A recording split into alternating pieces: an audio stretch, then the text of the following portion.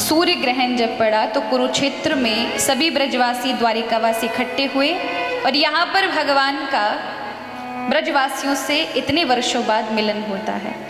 भगवान की 4 पीढ़ी, चौथी पीढ़ी चल रही थी, यानी भगवान के पुत्र, पुत्र का भी पुत्र और उसका भी पुत्र। और यशोदा मैया जब मिली तो कन्हैया को अपनी गोदी में बिठाकर, इतने बड़े ठाकुर जी गोदी में बिठाकर हृदय से लगा लिया, अरे लाला, मैंने अपने जीवन में बस एक ही ये मन कामना मेरी देवताओं से थी कि जो भी मुझ पर प्रसन्न हो बस एक बार कृष्ण का दर्शन मिल जाए। सो मुझको आज मिल गया। प्रभु ने अपनी माँ के हाथों को चूमते हुए कहा, मैया मैं तुमको कभी नहीं भूलो।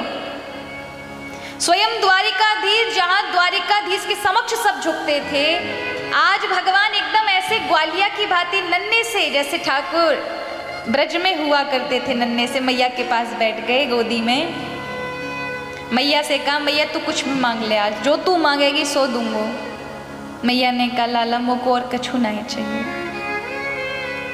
मेरे जब प्राण निकले तो मेरी गोदी में तू ऐसो ही मोकू नजर आए, बस या के अलावा मोकू कछु नहीं चाहिए। इतना सुनते ही ठाकुर जी रो पड़े, मैया को हृदय से लगा लिया। मैया तो जैसी निस्वार्थ माँ भाग्यशाली को ही मिले और मैं बहुत बड़ा भाग्यशाली हूँ। यानी भगवान श्री कृष्ण का कौन माता पिता हो सकता है? वो परम ब्रह्म है, संसार के पिता है, भगवान पिता स्वयं जगत के पिता हैं। लेकिन वो इस कथा से हमें संदेश देते हैं कि जब भगवान ने अपने माता पिता को माता पिता माना तो कितना प्रेम करते हैं कि वो द्वारिका मथुरा में भी रो पड़ते हैं। रुक्मणी जी जब जब उठती है, ऐसा प्रसंग आता है कि भगवान बरामदे में बैठे हुए मिलते रात्रि के 1-1, 1:30 बजे मध्य रात्रि में। जब उठते तो वो देखते हैं रुक्मणी जी की प्रभु सैया पर नहीं है, कहाँ गए? तो देखते कि बरामदे में प्रभु बैठकर रो रहे हैं। रुक्मणी जी पूछती, प्रभु आप दुखी क्यों हैं, क्यों रो रहे, क्या कोई कष्ट है, कोई चिंता? तो कहने लगते रुक्मणी तुम जाओ, तुम सो जाओ। नहीं प्रभु, आपको चिंतित तो दुखी देखकर मुझे निद्रा कैसे आएगी, आप क्यों रो रहे हैं? तो कहते मुझे नंद बाबा यशोदा की याद आ रही है, मुझको मेरे ब्रजवासिन की याद आ रही है। रो पड़ते हैं कृष्ण। यानी भगवान का ये प्रेम ये दर्शाता है कि हमें अपने माता पिता का सम्मान इतना करना चाहिए कि उन्हें हमारे द्वारा कोई कष्ट ना हो। वह अगर प्रसन्न हैं तो समस्त क्रियाएं सफल हैं, आप वो सब चीजें पराक्रम आपके सफल हैं, आपका पुरुषार्थ सफल है जहाँ माता पिता आपको आशीर्वाद दे करके और आप अपना कृपा हस्त आप पर रखते हैं और आपकी की हुई सेवा करते हुए निष्ठता से वो संतुष्ट हैं। इसलिए माता पिता का सम्मान करें और उनको आनंद प्रदान करने वाले वचन ही बोलें। उन्हें अब शब्द ना कहें, गलत ना कहें कि उनका हृदय दुखे, और उनके मन से अगर कुछ भी निकलता है तो वो सब भोगना पड़ेगा महाराज। तो यहाँ प्रभु मिले हैं और फिर यह प्रसंग आता है कि द्रौपदी ने भगवान की पत्नियों से ये पूछा कि मेरे भाई कृष्ण तुमको, क्योंकि भगवान कृष्ण को द्रौपदी भैया मानती थी, रक्षा सूत्र बांधा था, इसलिए भगवान का नाम कृष्ण है तो भगवान ने अपना नाम ही द्रौपदी को दिया, कृष्णा, ना बहन माना था द्रौपदी को, कृष्णा। तो यहाँ द्रौपदी ने पूछा कि मेरे भाई कृष्ण को आप सबने कैसे पाया? तो सभी भगवान की जो पत्नियां थी, रानियां, सब ने अपने अपने स्वयंवर की बातें बताई। यहाँ ये प्रसंग आता है और फिर ऐसी कथा आती कि भगवान फिर अपने यादवों को, क्योंकि देवता आते और प्रभु से कहते, प्रभु अब आपकी लीला के सारे कार्य पूरे हो चुके, अब आपको अपने धाम पधारना चाहिए, आपका धाम सूना है।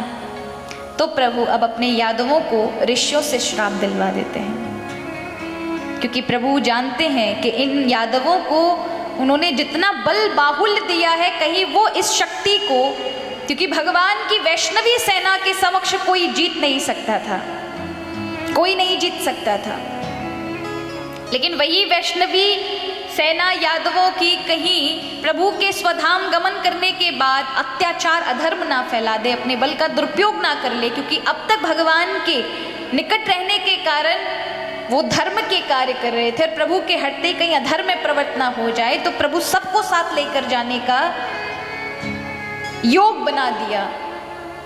एक दिन भगवान के पुत्र गए और ऋषियों के साथ उपहास कर दिया, मजाक कर दिया। भगवान के पुत्र जामवंती के गर्भ से जिनकी उत्पत्ति हुई थी, सांब स्त्री का सा वेश बनाया, मटका पेट में लगाया, बड़े बड़े पिंडारक क्षेत्र में दुर्वासा, नारद, पिप्पलायन आदि बैठे थे, उनके बीच में जाकर के सभी भगवान के पुत्र कहते, प्रभु क्षमा करिएगा महाराज, आपके चरणों में हम प्रणाम करते हैं, ये अभी नव युवती है, ब्याह हुआ है, शर्मा रही है, बता नहीं पा रही, आप ही बताओ इसके गर्भ में बेटा होगा बेटी। ऋषि समझ गए ये उपहास कर रहे हैं, तो श्राप दे दिया, ना बेटा होगा बेटी, इसके कोख से मूषल हल पैदा होगा जो तुम सब यादवों का नाश करेगा। डर गए बालक, जो ही मटका हटाया उसमें से हल निकला, यानी मूषल निकला। उग्रसेन ने उसे समुद्र में बहा दिया, ये कह करके क्या बिगाड़ेगा जब ये कुछ रहेगा ही नहीं। एक कील निकली, उसको फेंक दिया, उस कील को एक मछली निगल गई, मछली पकड़ी गई, तो जब चीरी गई तो एक व्याध ने, एक शिकारी ने जब उसको चीरा तो उसमें से एक छोटा सा फल मिला कील का, उसने अपने बाण पर लगा लिया। भगवान ने अपनी भी व्यवस्था कर ली, और जो चूर्ण घिस करके घिसा गया था समुद्र के बीचों बीच उस मूषल से, वो घिसा हुआ चूर्ण किनारे पर आकर एरका नाम की वनस्पति बन गया, जो तलवार के समान तीखी थी, हाथ लगते ही उंगली कट जाए। जब अत्यधिक उत्पात होने लगा तो यहाँ प्रभु ने आदेश दिया कि सभी चलते हैं प्रवास क्षेत्र की ओर। ये प्रवास क्षेत्र वही था जहाँ एरका नाम की वनस्पति लग चुकी थी, और प्रभु उनके मृत्यु की जगह पर ही प्रभु लेकर जा रहे हैं। तीर्थ यात्रा का भ्रमण करते करते प्रवास क्षेत्र में आए, लेकिन उस समय उन्होंने मदिरा पान कर लिया और सब आपस में लड़ने लगे। और जब लड़ने लगे तो बलराम जी आकर रोकते हैं लड़ाई को, लेकिन वे यादव इतने मद में मस्त थे कि भगवान बलराम जी को मारने दौड़े, तो बलराम जी ने कई यादवों का संहार कर दिया। समझ गए कि अब अपनी यही लीला को विराम करना है, तो शेषनाग का रूप बनाकर समुद्र में चले गए।